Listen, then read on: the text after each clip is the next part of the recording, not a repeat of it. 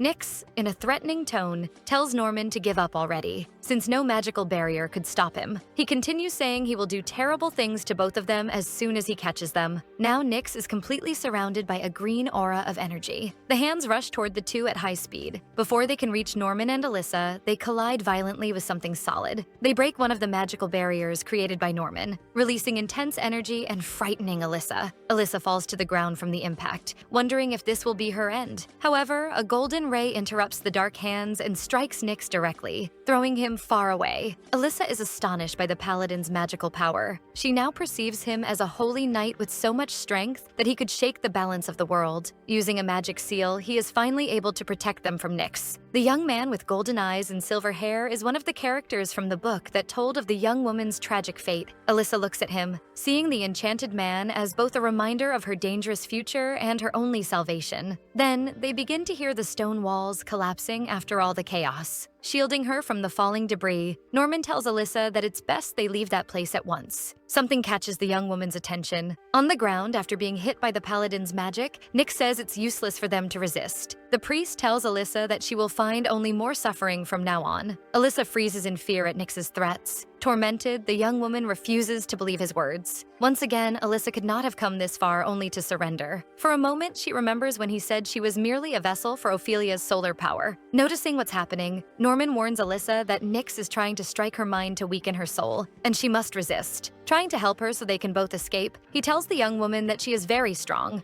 After all, she was the one who freed him from the aquatic prison. Holding her by the shoulders, Norman does his best to encourage her, saying that she will survive. Pulling her closer, he apologizes for his lack of manners, but says they must hurry and flee. Grabbing the young woman, Norman prepares to escape while the priest is still weakened. Looking into her eyes, the paladin swears that he will get her out of there alive. He runs through the cave with Alyssa in his arms as stones fall from the ceiling. Nyx, still on the ground, lets out macabre laughter, lying in a pool of red. The priest's dark gaze follows the two fugitives. Norman runs through the cave, and Alyssa looks anxiously at where they're heading. A strong earthquake shakes the tower of Tantaros. Far away, a young blonde woman suddenly wakes, as if tormented by a dark vision. The young woman is Ophelia, Alyssa's half-sister, who had abandoned her in the ruins of their castle. Not only is she alive, but she is hiding in some camp where a few guards visit to aid her. A handsome man with black hair and golden eyes asks her how she is feeling. The young man is Nicholas, Norman's younger brother. Ophelia rises, asking the noble knight how long she had been unconscious. How many days had passed since the festival? The young man, with beautiful golden eyes and black hair, reassures Ophelia that not even a day has passed, and that they are far from Nyx's grasp. Embracing her affectionately, he tries to calm her, saying that the priest would not end Alyssa so soon. The young woman clutches her own body, thinking how pathetic it had been of her to faint when they needed her the most. Suddenly, another knight arrives, interrupting Ophelia's thoughts, claiming that they have found enough clues to follow Nyx's trail. However, Nicholas tells the other knight that they still aren't sure where Nyx might be hiding. Now standing tall and with a determined posture, Ophelia says that he is in Tantaros. Nicholas asks the other knight if he knows where that place is, but the man has never heard the name before. Ophelia, crying, says that she cannot explain it, but the name of that citadel and its location suddenly appeared in her mind. Nicholas, silent, watches the young woman in astonishment. He recalls that Ophelia's intuitions have never been wrong, and if this place called Tantaros is where Nyx's lair lies, then it must also be where he could find his missing brother, Norman. He remembers his brother, who wore the same royal brooch as he did, and a uniform that matched his light-colored hair. Nicholas quickly stands and tells the other knight, named Jack, to prepare for departure. Far away, Norman and Alyssa cross a magical seal, finally escaping from the evil priest. It feels as though they are flying. In the arms of the noble paladin, Alyssa wonders if she might be dreaming. Surprising the young woman, Norman turns to her and asks her to close her eyes for a moment. Embarrassed, she cannot help herself, being so close to him.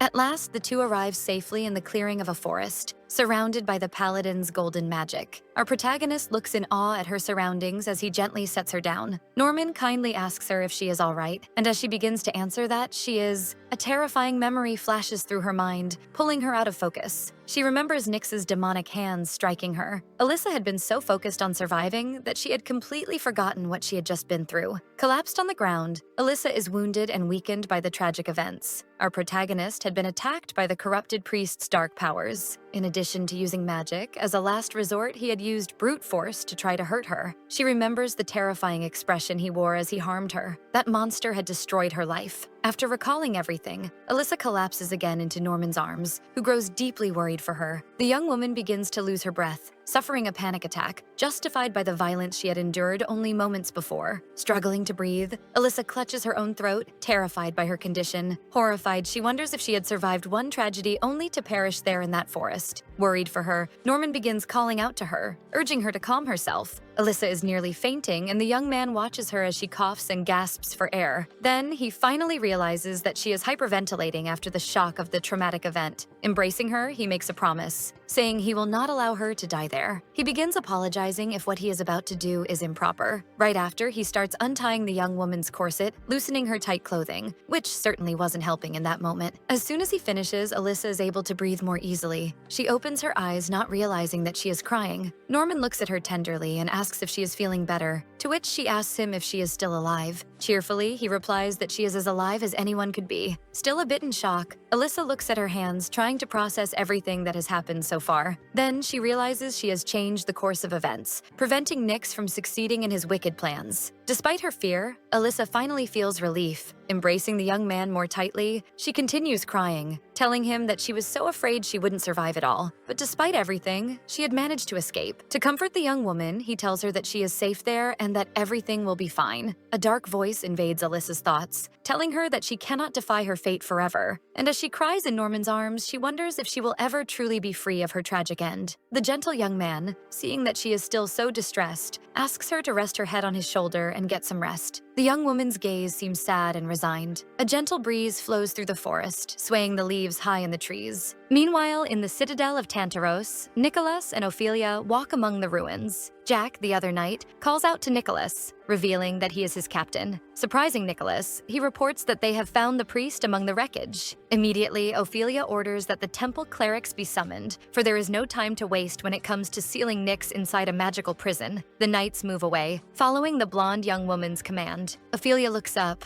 not understanding the origin of a strange feeling that suddenly arises within her. Admiring a sky that begins to brighten, the young woman senses that something has changed. The night sky displays a profusion of stars. Somewhere in that forest, Norman has prepared a campsite for himself and Alyssa, with a campfire to keep them warm. He looks up at the sky, noticing that the night view hasn't changed at all. In silence, he lowers his head to observe the young woman he is protecting. On his lap, Alyssa sleeps soundly, and he reflects that now he is the head of his family, especially as the only survivor. The paladin laments that so much tragedy has befallen the world while he was asleep in that aquatic prison. He can't even imagine how much his relatives must have suffered in his absence. In a painful memory, he sees his younger brother being taken away. Norman blames himself for everything that happened since then. In a brief return to the past, he remembers an afternoon sitting on the grass with another paladin, as he told him about his family surname, Zooch. The young man tries to understand the origin of that surname, and it is revealed to him that the name is a gift from the gods to their family. That young man, like Norman, is a brave paladin who has fought many battles by his side. Norman had revealed the secret of his surname to him because he considered him a brother. They were good comrades in arms. However, However, despite the time they spent training and fighting together as two great heroes of the Empire, his companion revealed himself to be a disappointment, leaving Norman stunned. Reciting a dark prophecy, Iago, his battle companion, casts a curse of tragedy and destruction upon Norman's life while imprisoning his younger brother, Nicholas Davenport. Evil spirits hurl themselves toward Norman, catching the paladin off guard. The wicked spell spoken by Iago is an ancient curse that requires the victim's true surname,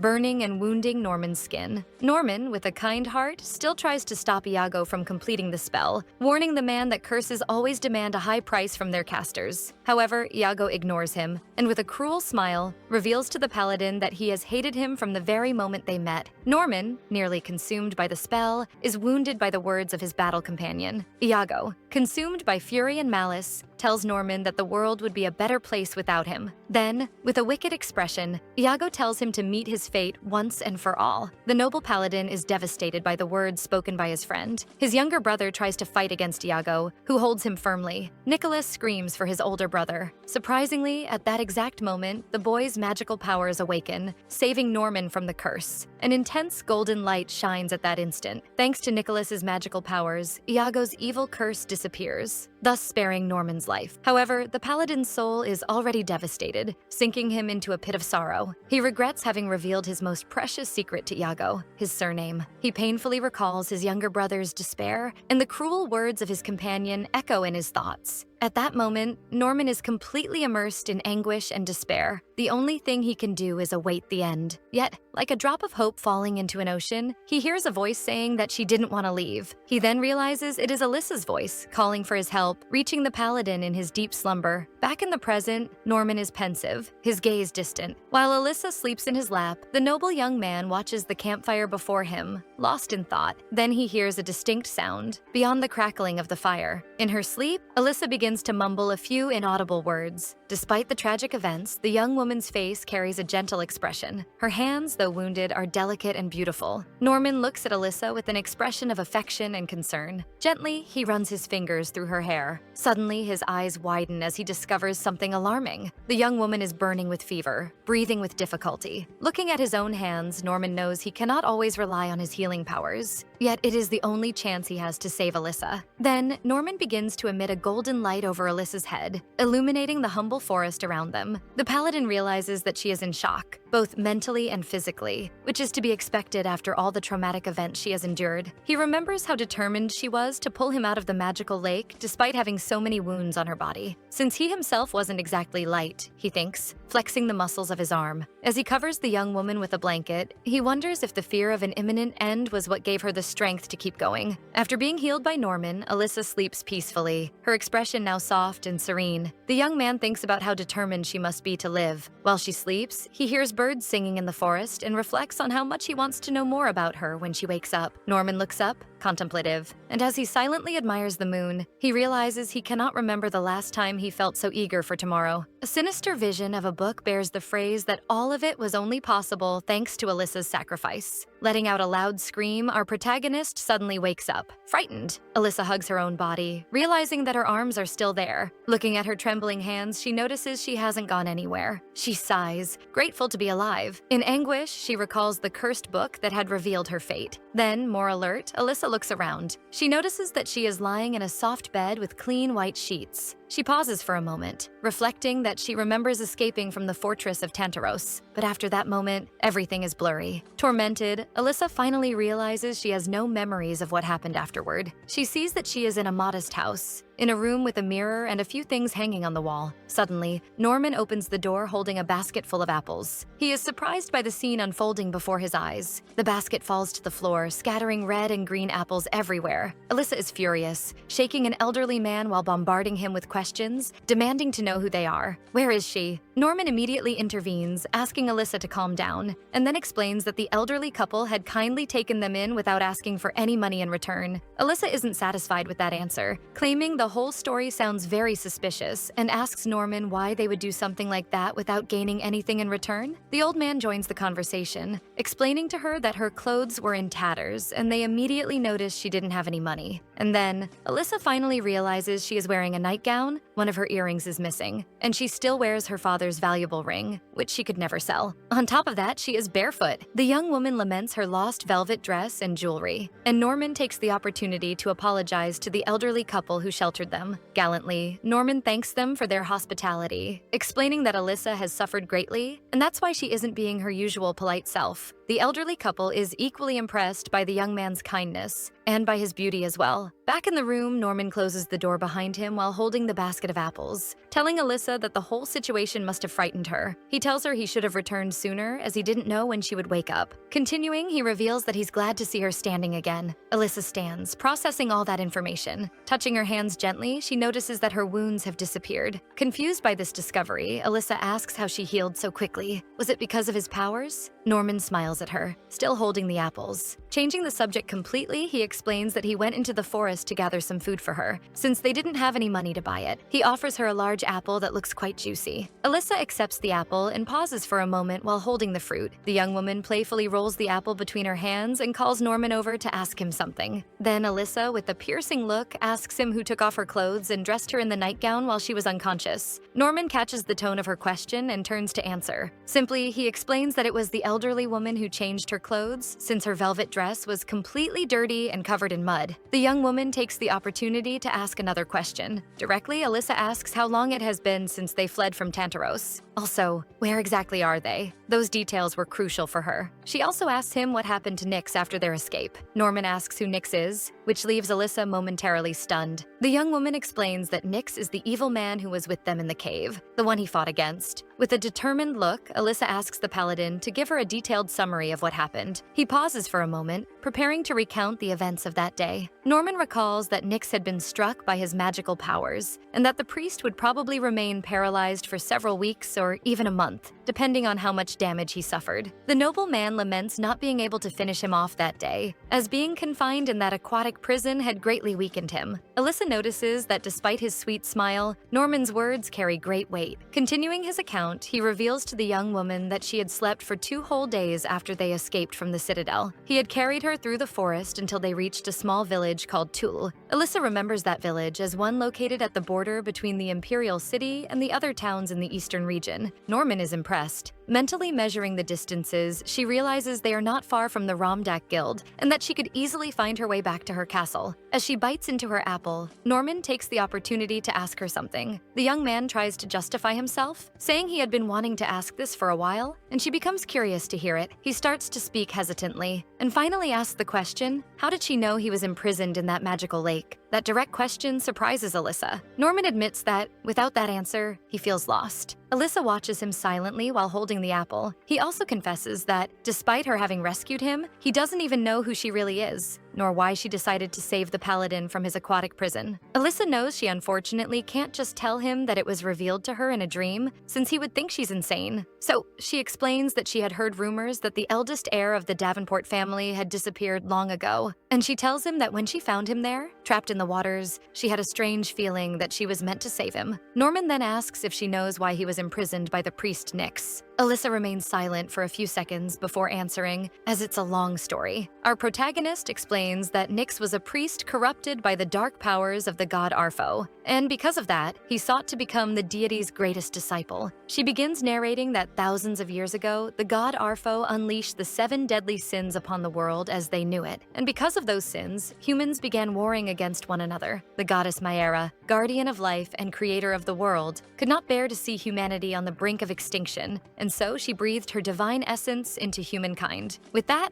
she wounded the god Arpho and imprisoned him for eternity. Thanks to the goddess's powers, the spells and curses created by the evil being were sealed within the pages of a book. To protect future generations from Arpho's cruelty, humans took the book to the depths of a temple so it would remain hidden until the end of time. However, a priest blessed with strong divine power, named Nyx, descended the steps of the cursed temple and managed to claim the book with ease. He then channeled his magic through the book and beheld the magic seal that held the very curses and spells he so desired to learn. In addition, he gathered an army of followers who shared his ambitions, blessing them with his own wickedness. The followers of the god Arpho listened to Nyx with anxious, despairing expressions. The dark magic of the deity granted Nyx the power to manipulate other humans. Jumping to a sorrowful memory from Norman's past, he recalls when one of Arpho's followers, his former friend Iago, tried to harm his brother, Nicholas. Norman had been overtaken by the dark spell while being watched by Nyx. The priest observed everything with a cruel smile on his face. Continuing Alyssa's narration, after defeating Norman, Nyx sealed him inside the aquatic prison as a trophy to commemorate his first victory as a servant of Arfo. Alyssa considers herself an honest woman, but to her, it's too difficult to tell the noble paladin that he had been nothing more than Nyx's trophy. She continues explaining that Nyx had imprisoned him and then went to her home, Castle Melfont. With pain in her voice as the memory resurfaces, Alyssa recounts that at that time he was still a devout priest of the goddess. Our protagonist knew this detail because she had read it in that book from her dream. Only after destroying Alyssa's family did Nyx obtain the dark powers promised by the evil god, a dreadful tale that she had never wished to be part of. In the end, Nyx had been defeated by Ophelia, yet his followers brought him back to life, Alyssa tells Norman. She finishes her account by saying that the first thing he did after awakening was to kidnap her and take her to his lair in Tantaros. Norman, still shocked after so much information, says he's sorry for everything she had gone through. However, in a more relaxed tone, Alyssa reassures him that all of that is in the past, and she hopes that telling the story might help him better understand what truly happened. The young paladin laments how much destruction occurred in just 10 years. He says that the elderly man, the owner of that modest house, told him this year marked the 500th anniversary of the Empire. Then, a bit shyly, Norman tells her that Nicholas must be a grown man by now. He feels guilty for having left him worried for so long. Norman reveals to the young woman that he has a younger brother named Nicholas. However, Alyssa knows him well, as she had met him several times during gala nights at the palace. Anxiously, Norman asks her if she knows how he's doing, or if she has heard any news about him. Alyssa tells him that he's doing very well, but she doesn't reveal that the young man is the royal knight assigned to Ophelia, and who often courts the blonde girl. She also tells him that he'll be surprised to see how much Nicholas has grown, but she keeps to herself the thought that Nicholas is an arrogant fool. Sweetly, Norman is very happy with her words. Alyssa, slightly ironic, says she's glad to hear that, though the young man doesn't catch the sarcasm. Then the young paladin takes the opportunity to ask her one last thing. Norman realizes that since they met, he never actually asked for her name. This fact catches our protagonist by surprise. She takes the chance to properly introduce herself at last. Her name is Alyssa Melfont, head of House Melfont and leader of the Rumdak Trade Guild. Far away in a sunlit palace, white doves fly across the stone towers. At Melfont Castle, a letter arrives for someone. A young woman in a green dress rises to receive the letter delivered by a maid. The brown-haired girl with beautiful green eyes is Erica, Alyssa's secretary. She opens the envelope and begins to read the letter. The letter declares itself on behalf of the Imperial Order of Paladins. Its purpose is to inform them about the latest events in the kingdom concerning the dangerous cult spreading throughout the empire. Nicholas watches some of his knights walking away. He turns his gaze back, and the letter continues, narrating that in one of the expeditions to the western borders, in a place where only ruins remained, they finally located Tantaros, where Nyx had built his lair. Unfortunately, the knights also discovered that Nyx and his heretics had been annihilating entire villages and their citizens as offerings to the god Arfo. However, in a twist of fate, the fortress was already in ruins, and the followers had fled. Thus, they were able to capture the corrupted priest, who was incapacitated by some kind of magic, and imprison him once again. Nevertheless, their plans didn't go perfectly, as they failed to discover the whereabouts of Lady Alyssa Melfont, who had been kidnapped during the last festival. Nicholas continues in the letter, explaining that due to the escape of several heretics, it is not safe to make contact with anyone following questionable faiths. Erica finishes reading the letter, noticing the signature of Nicholas Davenport, representative of the Paladins. The young maid silently watches her. The maid then asks the secretary what they should do with such information. From all of that, she gathered that Lady Alyssa was not in the fortress when it collapsed, so they could only assume that she had either been killed before the Paladins arrived, or somehow that she had managed to escape alive from that cursed prison. On a table, there is a plate elegantly arranged with cookies, apples, and tomatoes. Alyssa happily eats the meal. Norman kindly offers to fetch a warm drink for her and leaves the room. Left alone, Alyssa stops eating for a moment. She remembers that the book in her dreams had not described the paladin very well. Our protagonist had no idea how sweet that young man truly was. Alyssa remembers him comforting her, telling her to resist Nyx's powers, and how he encouraged her to find her inner strength, especially after she had freed him from the aquatic prison. Moreover, he had promised to get her out of there alive, even without knowing who she was. Alyssa revisits those memories, thinking about how Norman truly is the sweetest man she has ever met. Playing with the food on her plate, she also remembers the story told by the book she had found. According to its narration, on the first day, she had been kidnapped from the festival and taken to the dungeon in Tantaros, and for 2 days she endured cold and hunger. That meant she had spent 3 days in the fortress. and that our protagonist had used what little time she might have had left to defy the words of that book and ultimately ensure her survival. But what she didn't yet know was whether she had done enough to rewrite her story. Touching a small tart with her fork, she was sure of one thing. The longer she delayed her return, the greater the danger her nephew might be in. Her cousin, Gail Melfont, would surely try to replace Alyssa in the succession as head of the house, which meant he would control Alfred's inheritance. Gail was extremely greedy, having coveted the Melfont fortune for as long as she could remember, even before the tragic events. Beyond that man, Alyssa's supposed fiancé, Philip Morfolk, would surely run off with the fortune along with the woman he was secretly seeing. Tragically, Alyssa knows that without her to watch over the castle, the wealth, and the few relatives she had left, House Melfont would fall into disgrace, surrounded by predators. The young woman's violet eyes gleam as she declares that Nyx will never destroy her again. She quickly rises from the table. Alyssa begins to form a plan, deciding that her next step must be to reach the city of Catham, where the Romdak Guild operates. Looking out the window, she visualizes the ways she could gather enough money to fund such a long journey by selling her valuable earring, adorned with elegant jewels. However, she knows she won't get very far on her own in her current state. Alyssa leaves the room and finds the elderly couple in the modest house's living room. Then, she innocently asks if they happen to know any mercenaries who would accept a job without advance payment. The two, caught by surprise, ask her whether her husband wouldn't agree to that instead. Alyssa is taken aback by their assumption. She had never introduced Norman as her husband. At that exact moment, the young man arrives carrying some supplies. He looks at her with a faint smile, but her expression is serious. Norman takes the chance to gently pull the young woman closer to him. Playing along as her husband, Norman asks her if she would like to eat something else, but Alyssa doesn't understand the situation, replying that she's already had some sweets. He drags her back to the room while the elderly couple watches them fondly, as if remembering their own youth and love. Humbly, Norman apologizes to Alyssa, who's a little angry for not being warned beforehand, though she admits that pretending to be a couple was easier than explaining everything to two strangers. She warns him that, despite it being a clever idea, she's still a public figure, and such a farce might attract gossips who would spread unnecessary rumors. She feels it's better to tell the truth, since they'll soon go their separate ways anyway. However, Norman tells her that the two of them cannot part ways, which surprises Alyssa. He begins to kneel, and Alyssa asks what on earth he's talking about. Norman extends his hand toward her, and in a chivalrous manner, asks if she would grant him the honor of escorting her to her castle.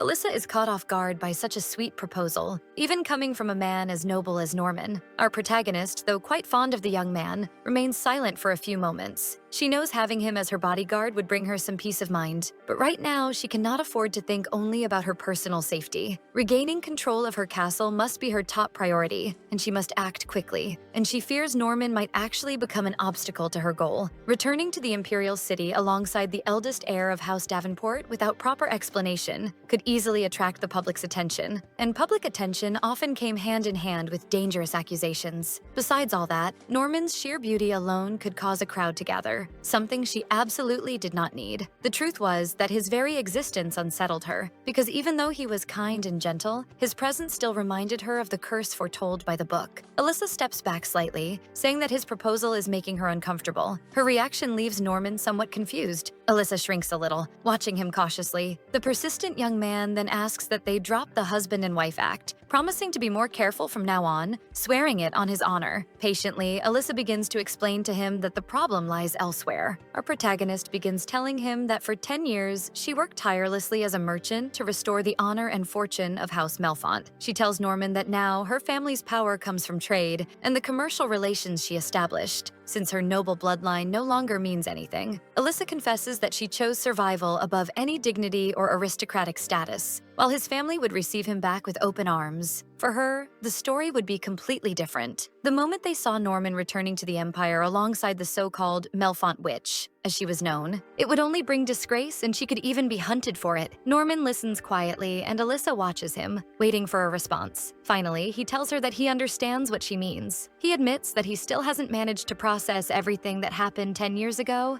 and Alyssa feels sad, realizing she may have hurt such a kind man. Norman asks to recap everything she told him. He understands that she's in a hurry to return to her castle because there are people eager to spend her wealth. And besides that, returning together would attract unwanted public attention. That would possibly make things harder for her, as she'd have to worry about the rumors she'd face. Approaching Alyssa, he politely asks if he may list for her the advantages of traveling with him. She says yes, and he thanks her. Norman starts trying to convince her, saying he's an excellent bodyguard because she would never find anyone as strong and athletic as him. Touching his muscular arm, he tells her that he was in his physical prime when he was imprisoned 10 years ago. Though he can't quite explain it, his body hasn't changed at all since then. Alyssa listens, wondering if he's bragging. He continues, saying his physical performance surpasses other men his age, and even the best mercenary wouldn't stand a chance against him. Sensing her silence, Norman quickly moves on. He knew she would argue, so he had more points prepared. The young man adjusts his cape and says, secondly, he has extensive experience in direct combat and delicate operations that require subterfuge. All he needs is a simple hood, and he can blend in anywhere. He proudly points out that no one even noticed him when he went out to buy supplies earlier. Alyssa listens while he continues, saying he's skilled at handling emergencies and getting her out of danger as soon as any problem arises. Norman adds that some missions require disguises and acting, like pretending to be husband and wife. And Alyssa interrupts, telling him to stop talking since she already understands his point. Alyssa then says she accepts what Norman claims about being as capable as he says he is. Excited, he insists he wasn't bragging, just stating his achievements. The young woman asks him to put himself in her place for a moment. He looks at her and then asks if he hasn't been persuasive enough. Alyssa admits he has, but says it seems like he's more interested in simply traveling with her. Besides what he's already said, he adds that he's a paladin of the Empire, and that his duty is to protect those in need. Alyssa, unyielding, replies that if he wants to serve the goddess Mara, he should look for poorer villages instead. Then he reminds her that he owes his life to her. She certainly remembers pulling him from the aquatic prison, and he quickly responds that she saved not only his life, but his soul as well. Alyssa is taken aback by what he just said. Norman gently explains that while his body was confined beneath the water, his soul was sinking deeper and deeper into an abyss far beyond the mortal plane. Alyssa asks him about that abyss he mentioned. Humbly, Norman tells her that he owes her both his soul and his life, and that it's his personal wish to escort her safely to her castle and see her return to her rightful place. Alyssa spends some time reflecting on everything he said. Then, once again, he asks if she would grant him the chance to repay her kindness. Our protagonist doesn't seem entirely confident, even with the paladin's gentle words. But after a few moments, Alyssa reconsiders. Thankfully, she decides to accept Norman's friendly proposal and agrees to embark with him on the journey back home. The two lock eyes for a few seconds. Norman is ecstatic about Alyssa. He smiles at her, radiant with joy. However, she meets his gaze silently. Then she proposes that they seal this agreement in writing, which confuses Norman. Alyssa explains that she would like to draw up a contract that guarantees the benefits he just listed, since there are still potential risks in their arrangement. Written contracts prevent either party from acting in bad faith, unlike agreements sealed with smiles and handshakes. The young woman says it's always better to be cautious before anything else. Norman can't hold back a small laugh. Confused by his reaction, she asks if he disagrees with her. He apologizes, admitting to her that he just found the way she said it rather adorable. Annoyed, Alyssa insists that she doesn't understand what's so amusing about her words. Finally, Norman explains himself, saying that it's quite rare to meet someone so well-versed in the ways of the world. Our protagonist blushes deeply at such a compliment. Trying to maintain her composure, she asks if she should start drafting their agreement. Quickly, Norman says they should do it together to ensure both parties' interests are protected. Sometime later, as dusk falls, Alyssa and Norman bid farewell to the elderly couple. The young man thanks them immensely for their hospitality and promises to repay their kindness in the future. As the young pair departs, the old couple wishes them good luck and a safe journey. The old man turns to his wife, saying that moment brought back good memories, to which she replies that he had never been that handsome. Upon reaching the first town, the sun was setting and the streets were surrounded by buildings of Germanic style. Together, they began drafting the contract that would benefit both Alyssa Melfont and Norman Davenport. As they entered the town, Norman tried to reassure Alyssa, telling her that if she looked too tense, she might draw unwanted attention. He advised that for the time being, they should hold hands like a couple. The contract they had signed allowed both of them to assume disguises when necessary. Alyssa pulls Norman closer, their faces now just inches apart. With a mischievous smile, she asks if she should help him cover his face too.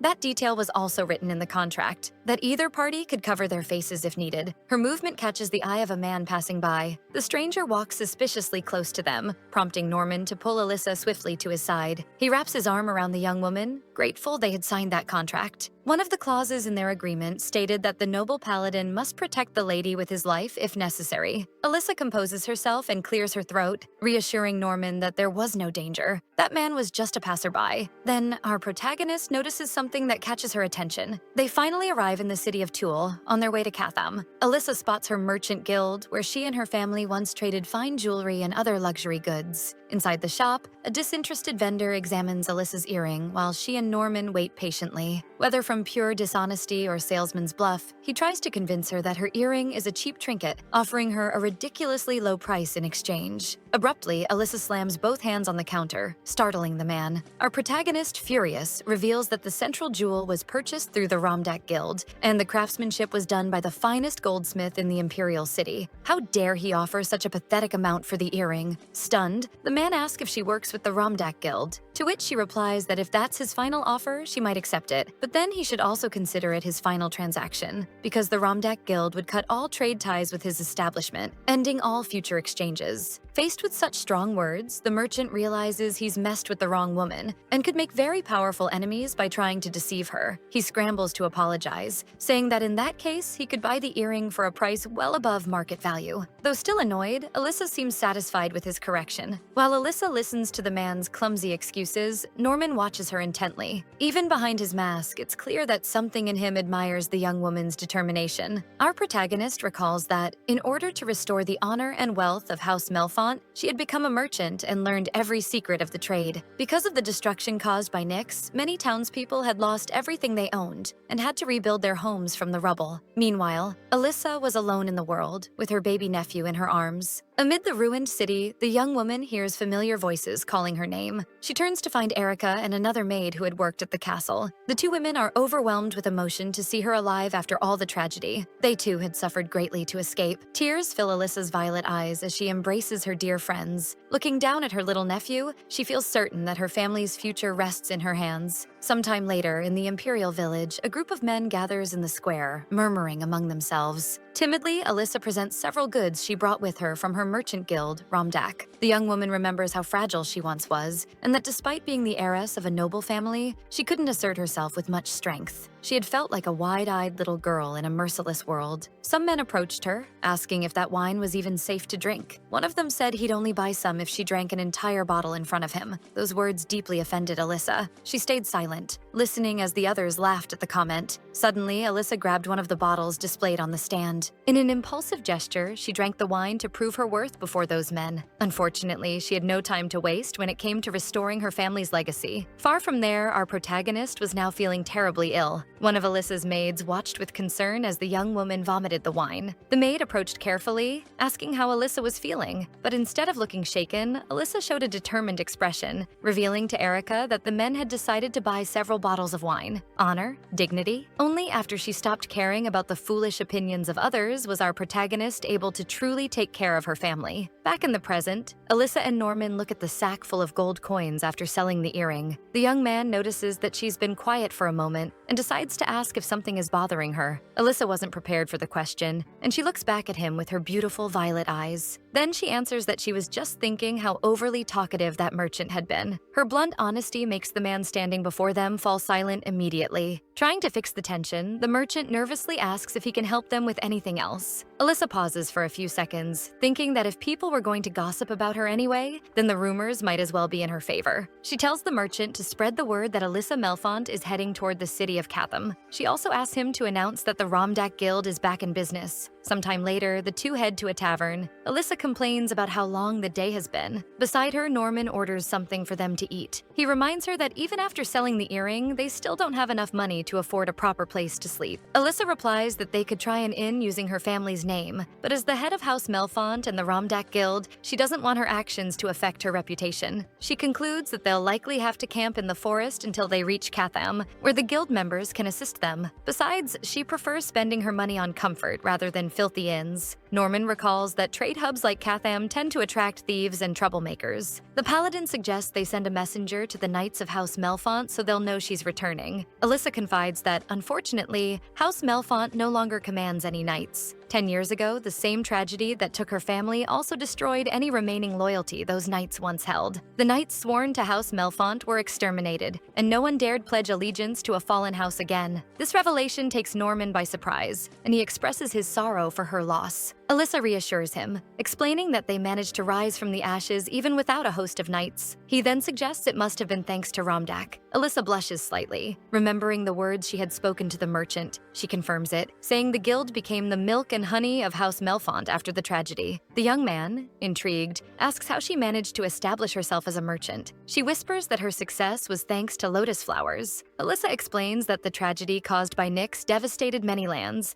destroying crops and wiping out the farmers. While walking through her estate one day, our protagonist was exhausted from trying to find a solution. But then, something caught her attention. She noticed the beautiful lotus flowers blooming in a crystal-clear pond. The plant's leaves, when boiled, made an excellent tea, and its stems could serve as fine, dry kindling. However, the young woman knew that selling tea leaves and delicate branches alone would never be enough to rebuild her family's fortune. Clever as ever, she came up with a more profitable use for the flowers, producing wine from them. Soon it became a unique beverage, one that only her house mastered the art of crafting. In that way, House Melfont became the first noble house to build a mercantile tradition. Through extensive import and export deals, Alyssa managed to accumulate significant wealth. Wisely, the young woman reinvested every bit of it into land, mansions, and jewels. In addition to this, Alyssa recruited mercenaries and privateers to protect her house and her fleet of merchant ships. She knew well that, to most people, she was seen as cruel and greedy for money. She knew it because she was always hearing people whisper behind her back at social events. She often thought she had traded her honor for gold. Norman then understands why the young woman worries so much about rumors, after having faced so many hardships despite being so young. Trying to comfort her, he says that seeking profit to feed her family is far more honorable than clinging to empty noble titles while forgetting to help those in need. Alyssa responds to that with a gentle smile. Taking a sip of her drink, she confides to Norman that she stopped caring about honor and dignity a long time ago. A conversation in the back of the tavern catches her attention. She turns her focus toward a group of people murmuring, speaking ill of her and spouting all kinds of cruelty. One of the drunk men says he'd recognize those violet eyes anywhere, and complains about how annoying it is that the young woman is trying to use her guild to conquer Catham's trade. Alyssa and Norman listen in shock as the men claim that people born into nobility should stay tucked away in their estates, reading books and drinking tea. There's no reason for them to steal customers from smaller merchants. The young woman thinks that, despite their vile words, there is a grain of truth in what they say. Her whole life had prepared her to deal with that kind of insult. Cutting her meat calmly, she reflects on their words. At that point in her life, she knows that other merchants see her as a powerful rival. Meanwhile, the nobility sees her as a woman living on society's margins, one who scorns titles of honor, a noble selling wine, with no friends left. One of the drunk men says that since the goddess Mara despises her, it doesn't matter who Alyssa is. Another man adds that he's heard many dark tales about the Melfonts, and a third one jokes that she must be haunted by countless ghosts. As their cruelty grows, Norman's patience breaks when one of them says that Alyssa should have perished along with her family on the night of the great tragedy. Alyssa notices the change in Norman's expression and tells him that it's all right. She's used to hearing people speak ill of her behind her back. Norman, with a cold tone, says that none of this is all right. The young woman calls to him again, but his gaze is already burning with anger. In a sudden impulse, Norman rises from the table and lunges toward the men, startling Alyssa in the process. The tavern fills with the sound of fighting, slaps, punches, and chaos. Norman strikes one of Alyssa's slanderers mercilessly. Distressed, Alyssa realizes that those cowards who insulted her were incapable of defending themselves in a fight, proving how they were nothing but loud-mouthed fools. However, she hadn't planned on a tavern brawl, especially since both she and Norman could end up in serious trouble. Alyssa quickly stands up. She pleads for Norman to stop hitting the man. She told him it was fine, but the paladin growls that it isn't over yet. Alyssa watches him carefully after hearing that. Norman looks at her, his face tormented, and says she's not fine with any of this. She grabs his clothes, warning him that they're leaving immediately. But he insists those cowards need to learn not to talk so much nonsense. Alyssa orders him not to make things harder than they already are. Her sharp words make the young man's eyes widen. He turns to her, as if regaining his senses. Suddenly, several men appear to defend the one Norman had beaten. They don't look like they intend to let Alyssa and Norman walk away. The young woman grabs the paladin's hand. That touch seems to snap something inside Norman. Alyssa tells him they must leave immediately, or she'll leave him behind in that tavern. The two of them run, leaving the men behind. Night falls over the forest, and the sky glitters with countless stars. After running for so long, Norman notices that Alyssa, despite keeping the lead, is almost out of breath. Without slowing down, he asks if she's sure she's all right. Irritated, Alyssa reminds him she already said she was fine. Why does he keep bothering her with that? This whole chase was a breach of contract. Annoyed, she decides she'll deduct this night from his final payment. While they're still running, Norman asks if they can slow down, worried she might collapse. Abruptly, Alyssa yanks her hand away, shouting that she's tired of his constant agitation. The young woman grows furious and confronts him, demanding to know if he intends to strike her as well. Startled, Norman asks her why he would ever do such a thing. She then tells him that the noble heir of House Davenport had made it very clear that he couldn't stand rude language, so what would stop him from slapping her across the face? He tries to justify himself, explaining that as an Imperial Paladin, he couldn't allow those men to go unpunished after insulting her honor. Alyssa, enraged, asks what the point of all that was anyway. After all, those scoundrels weren't entirely wrong. Her words leave Norman frozen in disbelief. According to her own admission, Alyssa Melfont was a noblewoman who traded her dignity for wine and money. A breeze drifts through the forest as the two stare at each other in silence. Norman steps closer cautiously, saying he could never agree with the terrible things those men said about her, just as he refused to believe the cruel words spoken by his former curse. Those words catch Alyssa off guard. The young man reveals that during all the years he was confined in the underwater prison, malicious voices tormented him, wishing for his demise in the depths. With his expressive golden eyes, Norman tells her that for a long time he believed that simply ignoring those voices would make them vanish, but it didn't. He recalls the vile things he heard about Alyssa back at the tavern. Day, after enduring such abuse, something inside him began to change. The merciless insults from those cowards, aimed at a woman who only sought ways to care for her family and regain her place in society. They reminded him of the cruelty in the words of his former friend Iago, who had betrayed his trust. Submerged in that watery prison, the paladin slowly began to believe that those voices were true. Before he even realized it, the voices stopped tormenting him, and instead, it was a wounded version of himself trying to destroy him from within. Alyssa listens closely to Norman's story, her expression showing genuine concern for him. At last, he tells her that she is a remarkable woman. Unlike him, he admits that no matter how strong he may be, the wounds left by others' words never truly fade away. In a gentle gesture, Norman steps closer and advises her not to let anyone speak of her in such a way again, to which she turns away, saying that it's all right. She promises him that she'll do her best not to belittle herself anymore, and that he, in turn, should work on keeping his temper under control. Norman looks at her with understanding. They promise each other to keep their words. Returning to the delicate situation they were in, Alyssa reminds him that those thugs might still be looking for them, and suggests they travel through the forest until they reach Catham. Norman gazes at her tenderly. Trying to stay positive, he tells her to notice how bright the stars are tonight. Feeling a bit cold, Alyssa wraps her arms around herself as she admires the night sky. Norman removes his cloak and drapes it over her shoulders to shield her from the chill. He tells her affectionately that soon she'll be able to admire that beautiful sky again from the safety of her castle. The forest glows under the moonlight and starlight as a soft, cool breeze passes through. By morning, birds sing among the branches. Norman sleeps peacefully on the grass. The noble paladin's expression is calm and serene. He finally awakens, opening his golden eyes. Suddenly, he spots a menacing figure before him. He sits up quickly, taking a moment to assess the situation. Lady Alyssa stands before him, her expression unreadable. She declares that nothing seems to escape her sharp senses, to which he replies that a proper bodyguard should always remain vigilant. Our protagonist smiles as she teases him about constant vigilance. Playfully, she tells him that he was sleeping like a rock, and even snoring, leaving him flustered. She laughs afterward, assuring him she was only joking. Norman glances around and notices something curious. Alyssa has luggage and a thick blanket, making it clear she seems far more prepared for this journey than he is. She begins speaking, saying that, in any case, they soon won't have to wear out the soles of their boots. A violet banner adorned with a delicate lotus flower flutters in the wind. The sound of horse hooves echoes, likely a convoy approaching. The Romdak Guild, with its violet standards, rides through the forest. Horses pull elegant carriages. Alyssa and Norman watch it all unfold from behind the foliage. He then realizes those banners belong to Alyssa's guild. The young man hadn't expected to find them so soon, and to him, it felt like a divine sign that the heavens were watching over her. However, with a more realistic view, Alyssa replies that the heavens do not intervene for anyone, or at least, not for her. Passing by the paladin, Alyssa tells him that a woman like her would refuse that kind of help. At that point, she knew she could only rely on herself. She steps in front of the convoy, forcing the horses to stop. Alyssa firmly orders Stan to halt the convoy immediately. Norman looks at her with admiration. From inside one of the carriages, someone hears the commotion but remains still. The guard on the white horse corrects her, claiming that she should address her as Lady Stan. Then, a woman's voice from inside the carriage tells her guard to wait a moment. The door of the vehicle slowly opens. Alyssa and Norman watch everything in silence and with caution. And then, Lady Daphne Stan, interim master of the Romdak Merchant Guild, appears before them. She is tall and strong, with a stern expression. Norman becomes tense before the woman and positions himself in front of Alyssa, as if to protect her. Lady Stan stares intensely at Alyssa, to which the young woman returns the same intense gaze. The Grand Lady rushes forward toward our protagonist and embraces her warmly. That unexpected gesture leaves Norman completely bewildered. Shortly after, the convoy begins moving again. Lady Stan, in tears, says she had been terrified of losing Alyssa. Hugging the young woman, the lady bombards her with questions. How was she? Was she eating properly? The poor thing looked like nothing but skin and bones, to which Alyssa mentally replies that she had been eating only sweets for weeks. Norman watches everything with relief, judging Lady Stan to be a kind woman. Then Lady Stan wonders where that glow is coming from. She notices Norman's soft silver hair, as well as his athletic body and strong hands. Finally realizing just how handsome the young man is, turning back to Alyssa, the lady boldly tells her to dump that fool Philip and stay with this gorgeous man instead. Alyssa can hardly believe her audacity. Soon, Alyssa realizes a small detail. Since part of the Romdak Guild had found her, she no longer had an urgent need for a bodyguard. Very boldly, Lady Stan says that Norman had all the qualities she liked in a man. However, Alyssa ignores her remarks, focusing instead on how traveling with him could attract unnecessary trouble. Alyssa calls Norman for a moment and informs him that she would soon prepare a carriage or a good horse so he could quickly return to his family. Norman doesn't understand why. Rationally, Alyssa assumes that this was a good moment for them to end their contract. An awkward silence lingers between the three inside that carriage. However, Norman still doesn't feel ready to part from Alyssa, wearing a sad expression. Alyssa tells him that a pitiful face won't work on her. She warns him that he will be paid properly according to the terms of the contract, excluding the day of the tavern fight. She wouldn't deduct the cost of the horse or the carriage, and soon they should say their goodbyes and go their separate ways. The young man listens to all this without moving or saying a word. Alyssa narrows her gaze, waiting for his response. Looking at his sorrowful expression, she wants to ignore him and move on. Clenching his fists tightly, he confesses to her that he is feeling very afraid. Such a statement surprises both women. He says that the world has changed drastically in 10 years, making him feel like a stranger in his own kingdom. Norman reveals that he doesn't think he's capable of finding his way home on his own. Lady Stan is moved by his words, to which Alyssa says that she had been smitten the moment she laid eyes on him. The lady approaches Norman, comforting him, and tells him that he may continue traveling with them, leaving Alyssa shocked. With a gentle expression, he asks if Lady Alyssa would allow it then. She realizes that refusing him at that moment would make her seem cruel, so she allows him to accompany them on their journey, but he will not go all the way to Melfont Castle. With a piercing look, she tells him not to forget that one day they must part ways. Crossing through the forest, the carriage continues its calm journey. Melfont Castle glows under the orange light of the late afternoon. One of the servants informs Erica that Lady Alyssa has been found and is resting at an inn with Lady Stan's convoy. Erica corrects him, saying that Alyssa hadn't been found. She had found her own way to the guild. That was her way of doing things. The man then suggests they go to the inn and bring her back under escort, to which Erica retorts that such an idea is out of the question. Lady Alyssa does not tolerate incompetence. The secretary decides it's better to let Lady Stan handle any unforeseen situations, as she is a trustworthy person. Besides, Lady Alyssa knows Catham like the back of her hand. Suddenly, the doors of the hall burst open. A man with red hair and a long black cloak asks Erica about Alyssa's whereabouts. Erica turns around, slightly irritated, and tells him that no one should be interrupting them. The man who had just arrived was Garen, one of the representatives of the Romdak Guild. With a wide grin, he tells the young woman that he should have been called as soon as they discovered Alyssa's location. He walks toward Erica, who simply asks why he thinks she had such an obligation. The young secretary reminds him that Lady Alyssa is his superior, not his friend, and that he should address her with proper courtesy. The large man retorts that it is Alyssa, not Erica, who decides that. He declares that the chatter behind behind closed doors made him want to personally verify the well-being of his superior. After all, Alyssa was the only one who could release him from his slavery contract. Furious, Erica slams her hand on the table, telling him that it's not a slavery contract. It's a legitimate employment agreement. Garen grows annoyed with the discussion and tells Erica he's not there to argue semantics with her. Frustrated by the redhead's arrogance, Erica orders him to leave and warns him not to do anything reckless. Since Lady Alyssa is the leader of the Romdak Guild and is returning home under the escort of other guild members, Garen turns to leave the room. Before departing, he declares to Erica that he himself will be the one to bring Alyssa back home. Then he leaves, slamming the door behind him. Erica falls silent, pondering his words, while the servant predicts that the situation is about to turn into a real mess. Immediately afterward, she asks him what he's waiting for. They need to warn Lady Stan and the others that Garen is on his way, far away, under a starry night sky, in Alyssa's quarters in Katham. Alyssa lies comfortably on a soft bed, dressed in clean clothes and fresh linens. The young woman knows that nothing compares to her chambers in the castle, but a soft bed and a proper roof are still far better than camping in the forest. She remembers something. Norman had truly done his best to make her comfortable during their journey here. Our protagonist struggles with her own thoughts, not wanting to feel guilty about parting ways with Norman. After all, to her, it was just a job, and he would be paid for it regardless. Gripping the sheets, she realizes that even though she's now in Katham, she must plan her next steps carefully. She can't simply pat the young man on the shoulder and send him away. There must be a more proper way. Finally, she has an idea. The contract would be her salvation. She could add a clause specifying an end date. She knocks softly on the door. Alyssa's thoughts leave her slightly uneasy as she waits for Norman to open it. Our protagonist tries to convince herself that this is the right thing to do, that she can't allow any loose ends. The door creaks open slightly, taking her by surprise. She notices the young man's soft silver hair. Norman looks at her with a gentle and concerned expression. Alyssa remains silent for a few moments, almost swept away by the sight of his clean, well-dressed figure. The two stare at each other in silence for a brief moment. Inside Norman's room, Lady Stan is asking him to try on some shirts. She had already ordered her staff to bring clothes from all the best boutiques in Katham. Alyssa then asks them what on earth is going on there. Lady Stan explains that every outfit Norman tries on looks absolutely fantastic on him. With puppy-like eyes, he looks at Alyssa, asking her not to be mad at him. Annoyed with everyone, Alyssa tells Lady Stan not to be fooled by Norman's delicate appearance. After all, he was still a paladin who once commanded royal knights, not a doll for her to dress up. Norman looks slightly uncomfortable as Lady Stan laments that he spent 10 years away from civilization because he's the kind of man who could get anything he wanted thanks to his looks. The lady doesn't give up and insists that it's only fair for him to enjoy some of the finer things he missed during those years. Our protagonist complains that everyone there seems to have too much free time. Clicking her tongue and crossing her arms, Alyssa thinks that as the leader, it's her duty to show them who's in charge. Gently taking Norman by the arm, she politely excuses them, saying they need to discuss something in private. In a more serious tone, she tells everyone that she doesn't want any interruptions, including Lady Stan herself. The lady bows respectfully and tells Alyssa that, if necessary, she only needs to call for her. They hurry to leave. Norman tells Alyssa how impressed he is by the way she handled the situation. Alyssa reveals that she hadn't lied to Lady Stan. The young woman turns to him, telling him they need to discuss a few terms of the contract. Norman is left speechless after hearing what Alyssa has just said. Picking up a quill pen, Alyssa begins to write something on the agreement they had made. She reminds him that he will receive transportation, a sum of money, and food supplies that should last until he returns safely to his family. Alyssa informs Norman that he must leave within a week. Turning back to him, the young woman asks if he has any questions and whether he would like to read the contract. However, the graceful paladin has a conflicted look on his face, glancing to the sides without saying anything. Changing the subject, he looks toward the window and tells the young woman that some people outside seem to be having fun. Alyssa stands up and walks toward him. She leans closer to see what Norman finds so captivating through the window. Outside, along the city streets, people stroll by. Friends, couples, families. The sidewalks are lit up and everyone seems to be enjoying themselves. Alyssa explains to him that the citizens are celebrating the anniversary of the Empire's founding and that the festivities last the entire month. They usually celebrate all night long. Norman gently places his hand on the window pane. He remarks that everyone out there seems so happy. Alyssa notices that after being confined for so long, Norman seems to be rediscovering the world. Kindly, she tells him that her guards can take him out for a walk if he wishes. However, she advises him to keep his face covered at all times, and it is her responsibility to ensure his safe return as the Davenport family has already been informed. He assures her that he'll stay out of trouble. Then, turning his gaze toward her, Norman asks Alyssa if she wouldn't join him for a stroll. She tries to wriggle out of the paladin's invitation, claiming that she has a pile of work to organize. Stepping closer to her, he declares that he has no choice but to remind her. And smiling warmly, Norman reminds Alyssa of one of the clauses in their agreement. Outside, the street is decorated with small flags and lights, and people appear to be having a wonderful time. Alyssa and Norman, now both masked, walk through the festive streets, but our protagonist is far from excited about it. Norman had reminded the young woman that their contract was still valid for at least another week, even with the new terms Alyssa had added. As he said, as her bodyguard, it was his duty to stay by her side for the entire duration of the contract. Therefore, he couldn't simply leave her alone while he went for a stroll through the streets. Alyssa regrets having fallen for his pitiful act. Suddenly, Norman places a beautiful hair ornament adorned with violet stones in Alyssa's hair. It matches her eyes perfectly. Being ever the gentleman, Norman tells Alyssa that the color violet suits her beautifully. However, neither of them suspects that they are being watched by a sinister figure radiating dark energy. One of the followers of the god Arpho watches them from afar, whispering words of devotion to the cruel entity. Observing the couple from a distance, the man declares that he has come to claim a corrupted soul, and that the will of the god Arpho shall be done. An unknown figure follows Alyssa and Norman through the streets adorned for the festival. Suddenly, Norman grabs Alyssa by the shoulder and immediately pulls the young woman close to him